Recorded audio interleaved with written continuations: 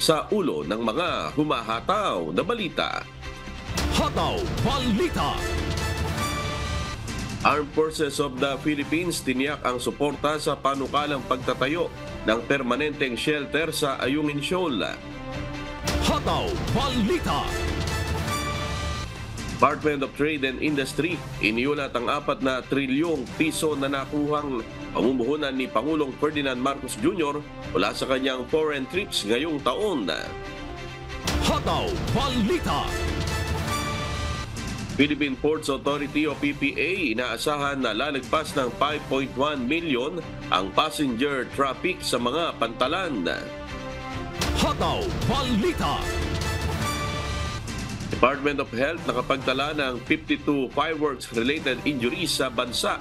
Pinakamaraming kaso na itala sa Metro Manila. Hataw Balita. Isang senador muling ipinanawagan ang firecracker ban sa Pilipinas. Hataw Balita. Transport Group na Piston planong magsagawa ng huling tigil pasada bago matapos ang 2023. Hataw Balita. Una sa ating mga humahataw na balita, tiniyak ng Armed Forces of the Philippines o AFP ang kanilang suporta sa panukalang pagtatayo ng permanenteng istruktura o lodging facility para sa mga Pilipinong sundalo at mangingisda sa Ayungin Shoal sa ilalim ng House Bill 90-11 ni Party List Representative Wilbert T. Lee. Ang mga nasabing shelter ay magsisilbing proteksyon ng Filipino fishermen laban sa foreign military harassment. Magiging pahingahan rin at ang lugar kung saan maaari silang makakuha ng gamit, supplies at pangangailangan sa komunikasyon. Ayon kay AFP spokesperson Colonel Medel Aguilar, nakahanda silang tumulong sa konstruksyon nito. Bagamat daraan pa ito sa masusing pagpaplano ng mga ahensya ng gobyerno. Pakinggan natin ang pahayag ni AFP spokesperson Colonel Medel Aguilar. Paplanuhan pa yan kasi it should be an interagency program kasi ang na-mention po na structure is para siyang shelter para sa mga fisher folks and therefore it will involve different government agencies. Now, kami sa AFP will be ready to undertake or to perform our tasks that will be given in the implementation of that project. Tinataya ang aabot sa 100 million pesos ang inisyal na pondong gagamitin para sa pagtatayo ng istruktura sa Ayungin Shoal na isinulong ng mga mambabatas sa ilalim ng 2024 national budget. Sa gitna na rin ito ng nagpapatuloy na agresyon at harassment ng China sa mga isinagawang resupply mission ng Pilipinas sa naturang lugar. Hataw Balita. Iginit ng Armed Forces of the Philippines o AFP na walang nilalabag ang bansa na anumang batas sa mga hakbang nito sa West Philippine Sea. Ayon sa AFP, ang China ang siyang may malinaw na ginagawang paglabag sa kanilang patuloy na agresyon at harassment sa naturang rehiyon. Partikular na umano rito ang pambubuli nila sa Pilipinas sa mga sasakyang pandagat ng bansa sa isinagawang resupply mission sa West Philippine Sea. Pakinggan po natin ang pahayag ni AFP spokesperson Colonel Medel Aguilar. Sinusunod po natin ang batas, hindi tayo nagsasagawa ng mga activities na makaglalagay sa panganib sa ibang mga maglalayag tulad po ng kanilang ginagawa. Nagkakandak sila ng shadowing, nagkakandak sila ng mga dangerous maneuvers, gumagamit pa sila ng water cannon at minsan nagresulta nga ito sa mga collision at sea. So lahat po ng mga violations sila ang may kagagawan. Patuloy rin ang pakikialyansa ng Pilipinas sa ibang mga bansa at pagsusulong ng mapayapang pagresolba sa anumang maritime dispute sa South China Sea. Paraan din anya ito para sa pagpapalakas ng international law na kung tawagin ay United Nations Convention on the Law of Sea o UNCLOS para masolusyonan ang anumang hindi pagkakaunawaan. Hataw Balita. Umabot na sa mahigit 4 na trilyong piso ang nakuhang pamumuhunan ni Pangulong Ferdinand Marcos Jr. mula sa kanyang foreign trips ngayong taon. Sa ulat ng Department of Trade and Industry o DTI, nakapaloob dito ang 148 projects na nasa iba't ibang investment stages na. patay ang mga datos ng DTI sa kanilang pagmomonitor ng mga pangako ng pamumuhunan na nakuha sa mga biyahe ng Pangulo ngayong taon hanggang December 21. 20 proyekto rito ay aprobado at rehistrado na sa Investment Promotion Agency ng DTI, Board of Investments at Philippine Economic Zone Authority o PEZA. Ayon sa DTI, karamihan sa mga pamumuhunan na ito ay mula sa sektor ng manufacturing, IT, BPM, renewable energy, data centers at telecommunications. Sinabi rin ng ahensya na may kaugnayan ng mga investment sa mga memorandums of understanding na may kinalaman sa mga planadong investment at Investment Promotion Agency o IPA deals. Sa kabuuan, bumisita si Pangulong Marcos sa China, Switzerland, Japan, Estados Unidos, United Kingdom, Indonesia, Malaysia at Singapore ngayong taon. Inaasahan ng Marcos administration na sa oras na may sa katuparan ang mga pamumuhunan na ito, lilikha ito ng libo-libong trabaho para sa mga Pilipino. Hataw Balita. Pinalawig na ni Pangulong Ferdinand Marcos Jr. ang pagpapataw ng mas mababang import duty rate sa ilang produkto. Sa ilalim ng Executive Order No. 50, extended hanggang December 31, 2024, ang pagpapataw ng mas mababang taripa sa bigas, mais at karne ng baboy. Inilahad ni Pangulong Marcos ang pangangailangan na mapanatiling abot-kayang presyo ng mga produkto sa gitna ng epekto ng El Niño phenomenon at African swine fever, kung saan may negatibo itong epekto sa presyo at produksyon ng palay at mais. Bukod pa rito ang trade restrictions na ipinatutupad ng ilang bansa. Sa ilalim ng Customs Modernization and Tariff Act, may kapangyarihan ng Pangulo na taasan, bawasan o alisin ang kasalukuyang ipinapataw na import duty para sa interes ng lahat at ukol na rin sa national security. Ito'y alinsunod na rin sa rekomendasyon ng National Economic and Development Authority o NEDA. Hataw Balita. Inaasahan ng Philippine Ports Authority o PPA na malalagpasan pa ang bilang ng mga pasahero na posibleng bumiyahe na aabot sa halos 5.1 million passenger traffic sa mga pantalan. Sa January 2 hanggang January 5, mas malaking bilang ang inaasahan nila dahil sabay-sabay na magsisiuwian ang mga nagbakasyon sa probinsya. Ang Batangas Port at Calapan Port sa Mindoro ang dalawa sa mga pangunahing pantalan na nakapagtatala ng malaking bilang ng pasahero tuwing peak season. Batay sa kanilang datos, pumalo na sa mahigit 1.9 million ang naitalang passenger traffic ng Philippine Ports Authority. Ito ang bilang ng mga pasaherong dumaan sa mga pantalan mula December 16 hanggang December 25 lamang. Inaasahan ng PPA na tuloy-tuloy ang malaking bilang na ito ng mga pasahero, lalo na't marami pa ang humahabol sa pag-uwi para naman sa pagpapalit ng taon. Pakinggan po natin ang pahayag ni PPA spokesperson Eunice Samonte.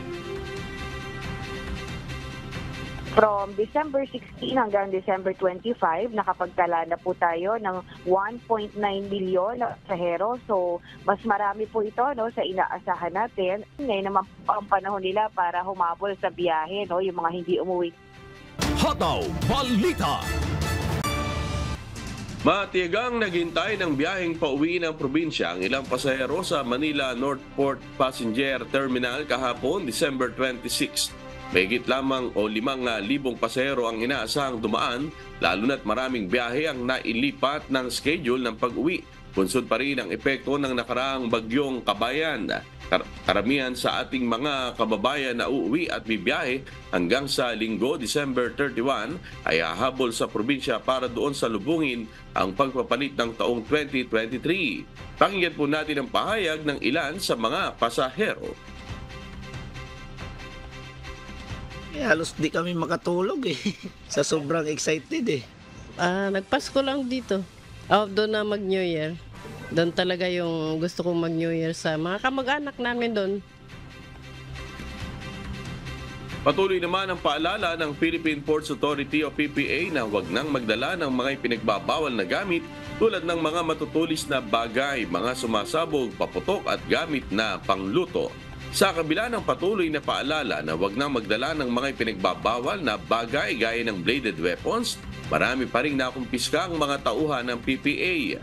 Mayroon ding lalaki na nahuli sa Ormoc Port galing sa Ozamis na nagdala ng baril na walang papeles kaya agad itong itinuri o iturn over sa pulisya. Pakinggan natin ang pahayag ni PPA spokesperson Eunice Samonte. Paalala na lang po sa mga kababayan natin, wag na po tayong magdala ng mga flammable materials po. At syempre po yung mga paputok, yung mga fireworks, firecrackers, bawal po yan sa barko. Hataw Balita. Nakapagtala ang Department of Health ng 24 na bagong fireworks-related injuries kahapon, December 26. Punso nito umabot na sa kabuang 52 ang bilang ng mga biktima ng paputok, isang linggo bago ang pagpapalit ng taon. Sa naturang bilang, pinakamarami ang mula sa Metro Manila na umabot sa 20 at sinundan naman ng Region 3 na mayroong 6 na kaso at ng Region 12 na may 5 kaso. Ayon kay Health Undersecretary Enrique Tayag, kailangang iwasan ng publiko ang paggamit ng mga paputok at manatiling alerto sa mga posibleng panganib habang nanonood ng mga community fireworks display. Kaya muling nagpaalala ang DOH sa publiko na mas mainam na manood at hayaan na lang ang mga profesional na magsagawa ng fireworks displays sa mga komunidad. Hataw Balita. Karaniwan na ang pagkakaroon ng sunog bunsod ng mga paputok kasabay ng pagpapalit ng taon. Pinaigting ng Bureau of Fire Protection o BFP ang kanilang kampanya kontra sunog na karaniwang nangyayari tuwing nalalapit ang pagpapalit ng taon. Ngayon pa lang nagsasagawa na ng probing operations ang mga tauhan ng ahensya at kanilang pinalakas ang information dissemination sa social media accounts upang mas madaling maipaabot sa publiko ang kanilang mensahe. Nakataas na sa Code Red Alert status ang Bureau of Fire Protection simula pa noong December 23. Nangangahulugan ito na kansilado ang bakasyon at leave ng kanilang mga tauhan hanggang January 1 sa susunod na taon. Ayon kay BFP spokesperson Fire Superintendent Annalie Atienza, nais nila na kumpleto ang kanilang mga tauhan upang agad na makaresponde sa mga sunog kung kailanganin. Pinaigting din nila ngayon ang inspeksyon sa manufacturers at sellers ng mga paputok. Pakinggan natin ang pahayag ni BFP spokesperson Fire Superintendent Annalie Atienza. We are on red alert, code red po ang buong pwersa ng Bureau of Fire Protection kung saan tayo po ay patuloy pa rin naman ang ating activities on fire prevention, increasing the level of awareness ng ating community. Lahat po, tayo po ay kailangang rumisponde in case kailanganin po ang ating serbisyo. Wala po allowed na naka-leave ngayong panahon na ito dahil nga po kailangan full force ang ating buong puwersa ng Bureau of Fire Protection. Magpapakalat din ang BFP ng mga bumbero sa matataong lugar upang magbibigay ng dagdag ng sense of security sa mga tao. Sa tala ng ahensya, mayroon ng 15,679 na insidente ng sunog sa bansa mula Enero hanggang Disyembre ngayong taon.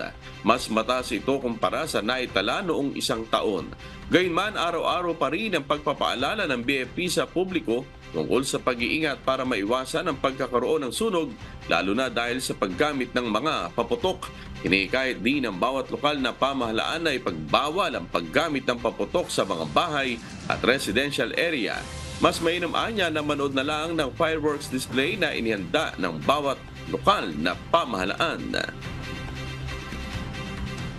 However, nito pong dumaan ang December 24 hanggang ngayong araw, magandang balita po ito na zero fire incident po tayo pagdating po sa firecrackers. At panalangin po talaga natin, panatilihin na po natin itong zero fire incident hanggang pumasok ang 2024. Hataw Balita. Samantala, binalaan ng Philippine National Police o PNP ang publiko laban sa paggamit ng mga pinagbabawal na paputok o firecrackers, lalo na mga bagong nauuso ngayon. Bukod sa mga karaniwan lang ipinagbabawal gaya ng boga, mahigpit na pinapaalalahanan ng pambansang pulisya ang publiko laban sa mga bagong paputok na lubhang delikado gaya ng tinatawag na Goodbye Hamas. Pakinggan natin ang pahayag ni PNP Lieutenant Arturo Garingan ng PNP Firearms and Explosives Office. Bumili po tayo doon sa may mga lisensyado lamang na mga paputok. Wag po natin tangkilikin yung mga ipinagbabawal na paputok. Mas malaki pa po sa coke and can. Kung mapapansin niyo po yon, mga parang D4 na po na tubo na ang kanyang laki. So hindi po talaga yon pwede. Kahit mga ari-ariang kayang sirain po, napakadelikado po. Dahil unang-una po, yung pulbura na inilagay doon, talagang napakarami. 0.2 grams lang po dapat ang nakakarga po sa mga paputok. Nakikipagtulungan na rin anya ang PNP Firearms and Explosives Office sa PNP Anti-Cybercrime Group para sugpuin ang mga nagbebenta ng iligal na paputok online. Panawagan ng PNP, imbis na paputok, gumamit na lamang ng mga alternatibong paingay gaya ng Toroto. Hataw Balita.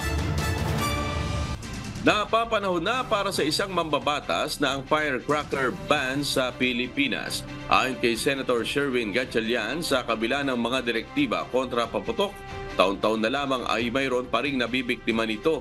Dapat din anyang isaalang-alang ang idinudulot nitong psychological trauma at anxiety disorders, pati na ang epekto sa mga alagang hayop. Sa kanyang inihaing panukalang batas noong nakaraang taon, kailangang kumuha ng special permit mula sa PNP Fireworks and Explosives Office para sa paggamit ng fireworks at iba pang pyrotechnic devices. Tanging mga professional lamang din anya sa paggamit ng paputok ang maaaring magsagawa nito. Nauna nang nanawagan si Department of the Interior and Local Government o DILG Secretary Benhur Abalos na magpasa ng ordinansang mga Local Government Unit o LGU na magbabawal sa paggamit ng paputok at saring fireworks display. Naniniwala ang kalihim na kaya namang ipagdiwang ang selebrasyon kahit walang paputok at ligtas para sa lahat. Isinusulong ng DILG ang supervised fireworks display sa common spaces sa mga komunidad, gaya sa munisipyo at iba pang itinalagang lugar. Hataw Balita. Patuloy na nakabantay ang Department of Health sa mga kaso ng COVID-19 JN.1 subvariant sa Pilipinas. Sa kabila ito ng paggaling ng 18 naitalang kaso sa bansa. Ayon sa Health Department, bagamat hindi pa naman ito dahilan upang ibalik ang mask mandate, pinapayuhan pa rin ito ang publiko, lalo na ang vulnerable sector, na magpabakuna laban sa COVID-19. Makabubuti rin kung iiwas muna sa matataong lugar kung wala na bang mahalagang pupuntahan at ugaliin ng palagi ang paghuhugas ng kamay. Sa ngayon, mahirap matukoy ang naturang subvariant, lalo na kung hindi naman magpapasuri dahil ang mga sintomas nito ay katulad lang din ng mga nararanasan sa ibang flu-like illnesses. Hataw Balita. Maasa pa rin ang transport group na piston na maaari pang baliktarin o hindi ituloy ng gobyerno ang desisyon nito para sa deadline ng franchise consolidation sa December 31. Ayon sa National President ng grupo na si Body Floranda, kapag natuloy ang deadline, nasa 35,000 o higit pa ng mga driver at operator ang maaaring mawala ng hanap buhay pagsapit ng January 1 ng susunod na taon. Nasa 55% pa lang din umano ng mga tradisyonal na jeep sa Metro Manila na pumasok sa consolidation. Ito rin ang dahilan kaya nagbabala sila na maaaring magkaroon ng transport crisis kung tuluyan nang mapapaso ang mga provisional authority ng mga unconsolidated public utility jeepneys o PUJs. Pakinggan po natin ang pahayag ni Piston National President Modi Floranda. Po tayo na makita mismo ni GBM yung kahalagahan ng sektor ng ating public transport. Dapat makita ni BBM na kapag nawala yung sektor ng public transport sa branch ng January. Hataw Balita.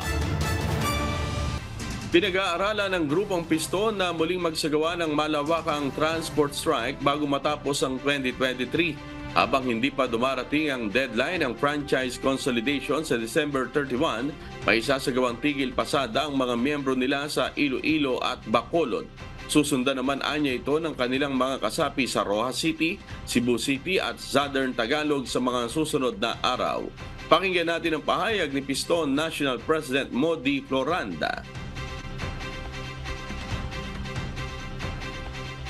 Karalan po natin bago dumating ng December 31, magkakaroon po din ng isang malaking pagkilos.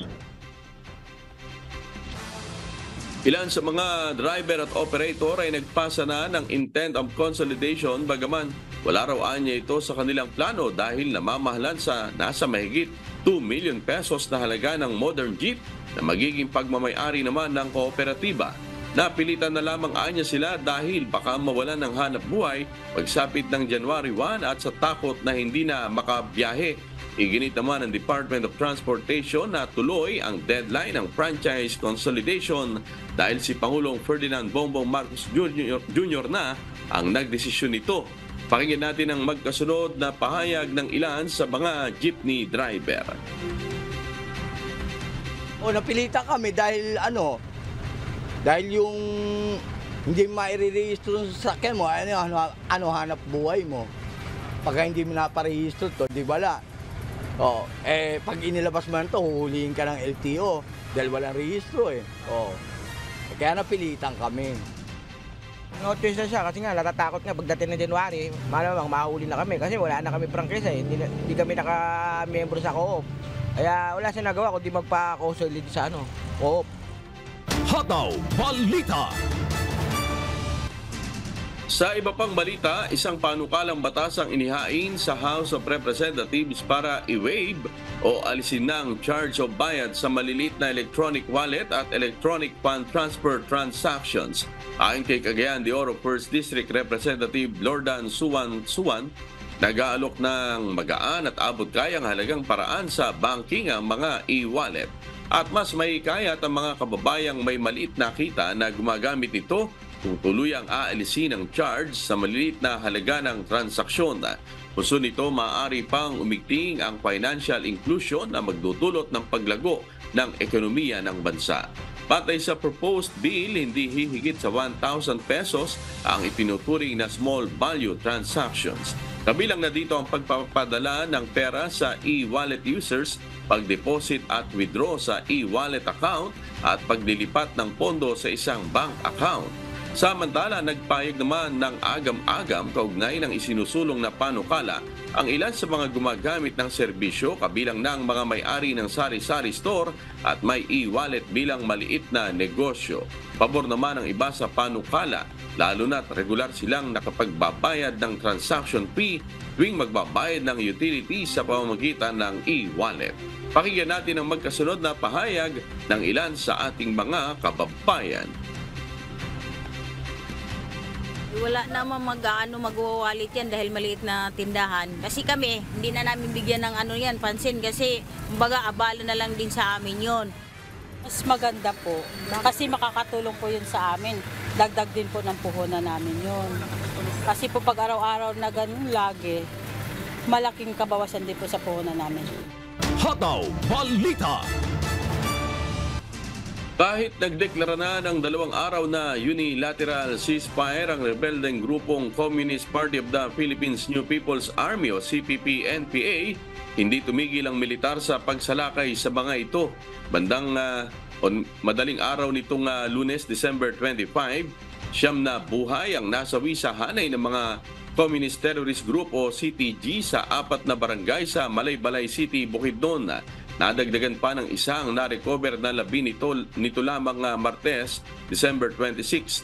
Ayon kay Major General Jose Maria Cuerpo II, ang commander ng 4th Infantry Division, patuloy ang kanilang opensiba sa kabila ng maraming buhay na nasawi sa hanay ng mga rebelde upang matiyak na ligtas ang buong komunidad. Pakinggan natin ang pahayag ni 4th Infantry Division Commander Major General Jose Maria Cuerpo II. And my order is to continue the operations until we are sure that the area is cleared of these criminal groups and the community is secured from the threats of these groups. Nagpasalamat naman ang 4th Infantry Division Commander dahil sa tulong ng mga mamamayan na sila na mismong lumapit sa militar upang matunton ang pinagkukutaan ng nasabing mga rebelde. Hataw Balita. 2 ang sugatan habang 2 ang kritikal sa pagsabog ng mga nakaimbak na paputok sa isang bahay sa barangay Malued, Dagupan City. Ayon kay Dagupan City Chief of Police, Lieutenant Colonel Brandon Palisok, sa kanilang inisyal na investigasyon nagkaroon ng malakas na pagsabog matapos maitapon ng isang upos ng sigarilyo na mayroon pang baga sa silid kung saan nakalagay ang mga paputok. Pakinggan natin ang pahayag ni Dagupan City Chief of Police, Lieutenant Colonel Brandon Palisok. Itong 4 na mga injured person na mga to ay sa kasalukuyang nag-iinuman kagabi. Allegedly, isa sa kanila ay nagsindi ng kanyang sigarilyo at ayon sa kanila parang natapunan po yata ng baga itong nakaimbak na mga paputok. At tinanong natin sa kanila kung involved ba itong mga to sa paggawa ng mga paputok. Sinabi naman ng mga to na sila po ay walang karampatang mga permit, na wala po silang permit sa paggawa po ng anumang mga paputok. At ang sinasabi lang nila is yung pang personal daw lang nila na panggamit sa incoming celebration ng New Year. Tumambad sa mga residente ang wasak na pader ng bahay at nagkalat na bubog matapos ang nangyaring pagsabog. Sa lakas ng pagsabog, 21 pang bahay ang nagtamo ng minor damages. Hanggang ngayon nagkakandak pa rin tayo ng investigasyon kung ano mo talaga yung nangyari doon, dahil yung impact medyo malaki yung impact dahil may mga damage na mga bahay sa kanilang compound. Hataw Balita. Magsisimula na ngayong araw ng Miyerkules ang biyahe ng tren ng Philippine National Railways o PNR mula Naga City to Legazpi City. Si Ryan Salatandol humahataw. Hataw Balita. Papasimula na ngayong araw ng Philippine National Railways o PNR Bicol ang opisyal na biyahe ng mga bagong tren mula Naga City hanggang Legazpi City. Nakatala ngayong alas 5:38 ng umaga ang pinakaunang biyahe ng tren na magsiserbisyo sa mga Bicolano. Sa ngayon, magkakaroon ng tig-2 batch ng biyahe ang i-accommodate ng PNR para sa mga pasahero nito. Mga makabago at komportabling mga bago naman ang handog ng PNR sa mga kababayan ang Bicolano sa muling pagbubukas nito matapos pansamantalang matigil ang operasyon 6 na taon ang nakararaan mula noong 2017. Magiging stopover ng mga biyahe rito ang mga bayan ng Pili, Iriga, Pulangi at Ligao City. 8 flag stops naman ang daraan ng ruta: Baaw, Lourdes, Bato, Matacon, Uwas, Bagtang, Washington Drive at Kapantawan. Ang pamasahe sa naturang tren ay mula 15 pesos sa unang istasyon at aabot hanggang 155 pesos sa huling istasyon na pupuntahan. Mayroon ding 20% discount ang mga senior citizens, persons with disability o PWD at mga estudyanteng sasakay dito. Diyos ang aming sandigan, serbisyo publiko ang aming pinahahalagahan. Ryan Salatandol, humahataw!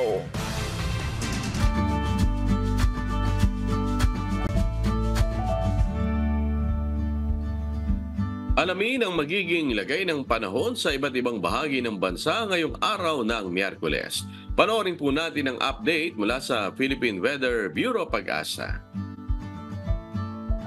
Sa ngayon ay patuloy yung pag-iral ng hanging amihan sa may bahagi ng Luzon at ng easterlies naman sa may silangang bahagi ng Visayas at ng Mindanao. And as early as this morning, meron po tayo namamataan ng mga cloud clusters o mga pulupulong mga kaulapan na maaaring magdala ng mga isolated mga rain showers and thunderstorms sa may bahagi ng Zamboanga Peninsula, gayon din sa ilang bahagi ng Davao Region, Sorsogon at sa may Bicol Region.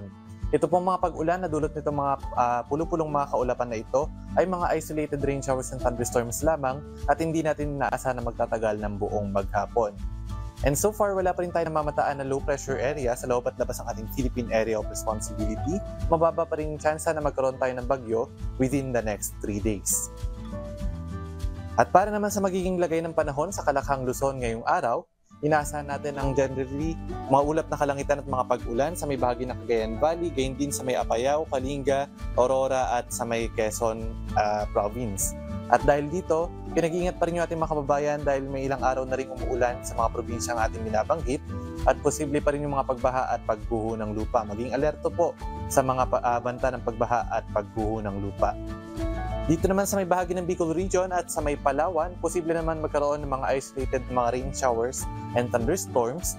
At sa nalalabing bahagi ng Luzon, kasama po dyan yung Metro Manila, ay magkakaroon lamang ng mga isolated light rains o mahihinang pag-ulan o pag-ambon, especially tuwing madaling araw dahil po yan sa epekto ng hanging amihan. Ang agwat ng temperatura sa may Lawag na 24 to 32 degrees Celsius, sa may Tuguegarao ay 21 to 28, dito naman sa may Baguio City ay 16 to 23, Metro Manila 24 to 30, sa may Tagaytay 22 to 28, sa may Legazpi ay 24 to 31 at dito naman sa may Puerto Princesa at sa may Kalayaan Islands ay nasa 26 to 31 degrees Celsius. At para naman sa magiging lagay ng panahon sa Kalakhang, Visayas at ng Mindanao, inaasahan natin ngayong araw ang generally fair weather conditions sa malaking bahagi ng Visayas at Mindanao. Magiging madalas pa rin yung mga pag-ulan, pagkidlat at pagkulog sa may silangang bahagi ng Visayas at Mindanao, gayon din sa may Bicol Region dahil sa pag-iral ng easterly sa buong maghapon, magiging madalas nga itong mga thunderstorms. Bagamat inaasahan natin na hindi naman magtatagal sa buong maghapon yung mga pag-ulan dulot nitong mga localized thunderstorms. At posible pa rin magkaroon ng mga severe thunderstorm events, kaya naman patuloy na umantabay sa mga updates na pinapalabas ng ating mga regional services divisions, lalong-lalo na sa may Visayas, Mindanao at din sa may Southern Luzon area. Dulot ng mga localized thunderstorms, nagpapalabas po tayo ng mga rainfall and thunderstorm advisories.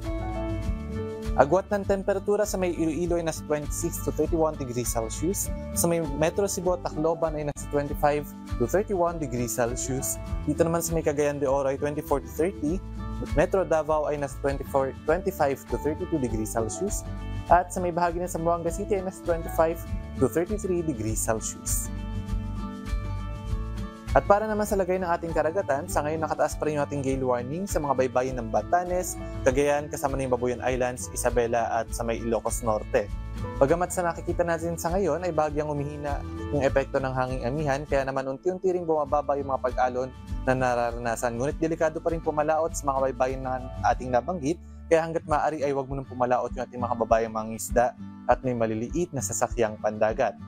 At gayon din pinag-iingat yung mga kababayan nating papalaot sa lahat ng baybayin ng Luzon, gayon din sa may silangang baybayin ng Visayas at ng Mindanao, dahil posible pa rin makaranas ng katamtaman hanggang sa matataas sa mga pag-alon, dulot yan ng hanging amihan dito sa may Luzon at ng easterly sa may Visayas at sa may Mindanao. At ang ating sunrise ay ganap na 6:19 ng umaga at lulubog naman ang haring araw ng 5:35 ng gabi. At napanood po natin ang update mula kay Pag-asa Weather Specialist Patrick Del Mundo. Tandaan sa bawat araw na ating nasisilayan, tayo'y magpasalamat sa Diyos na may lalang. Pagkain, trivia, inaabangan, kultura, at iba pang makikita.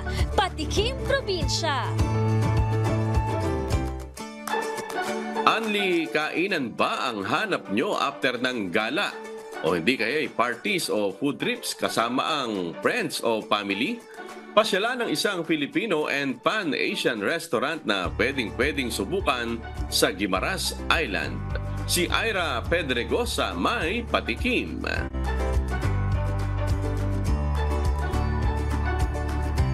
Pag sinabi nating Guimaras Island, alam kong pumapasok agad sa isip ninyo ang sweetest mangoes in the Philippines. Isang isla na pangunahing pinagkukunan ng mga matatamis na mangga sa Pilipinas at pati na rin sa ibang bansa. Pero hindi lamang dito sa ganang isla, kundi pati na rin sa masasarap na lutong pagkain. Naku, the best ito pagkatapos mag-island hopping, outing o swimming dito sa isla. At siguradong mapapawi ang gutom ninyo sa paggagala dito sa isang ipinagmamalaking restaurant, ang Kusina. Matatagpuan ito sa Barangay Alagiso, Cordan, Guimaras, kung saan tampok ang Filipino at Pan-Asian cuisine. Ibig sabihin, mga lutong Pinoy at combination ng lutong Asians ang matitikman mo dito, tulad ng beef kare-kare, pares, dynamite at orange chicken. Syempre, mayroon ding fish stick, sweet and sour, mixed and battered vegetables, chicken tastel, lo mein at marami pang iba. I would like to invite you to come and enjoy our Filipino and Pan-Asian cuisine buffet for only 329 pesos. Please like and subscribe our page Cucina, and you can contact us if you want to reserve your event or any celebration at 0953-542-56428. Sa halagang 329 pesos per head, sulit na ang unlik kainan dito, kung saan matitikman mo ng iba't ibang luto ng beef, pork, chicken, veggies o ang fish to soup or noodles type recipes na meron dito. Ang cuisine ay open daily mula 11 a.m. to 9 p.m. At tumatanggap din sila ng booking for all occasions, tulad ng birthday, wedding, private and family party. At pwede ring magpaluto ng gusto mong luto na wala sa kanilang menu. Kaya kung naghahanap ka ng perfect buffet experience dito sa Guimaras Island, don't miss out Cucina, ang nice resto, mapa-friends or family food trips. Diyos ang aming sandigan, serbisyo publiko ang aming pinahahalagahan. Era Pedregosa, Humahata.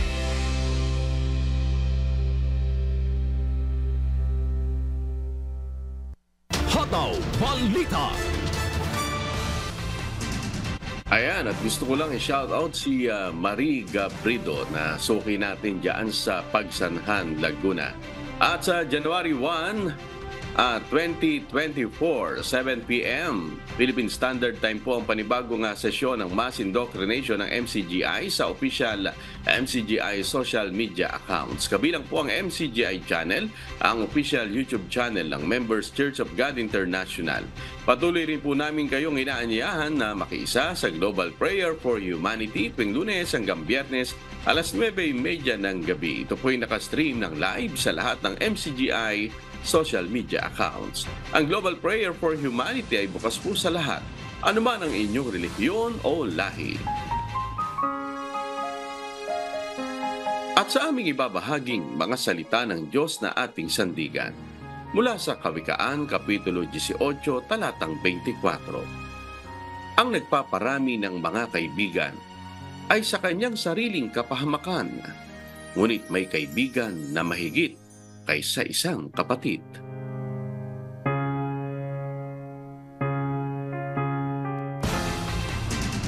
At yan po ang mga mahataw na balita ngayong umaga ng Miyerkules, ika-27 sa buwan ng Disyembre 2023. Sa ngalan po ng lahat ng bumubuo ng UNTV News and Rescue at ng UNTV Radyo Libertad 1350, ng ating mga correspondent mula Luzon, Visayas at Mindanao. Ako po ang inyong amigo, Sherwin Kulubong, at dito sa UNTV at UNTV Radyo Libertad 1350. Diyos ang aming sandigan. Serbisyo publiko ang aming pinahahalagahan. Susunod na po ang Good Morning Kuya. Salamat po sa Diyos at magandang umaga.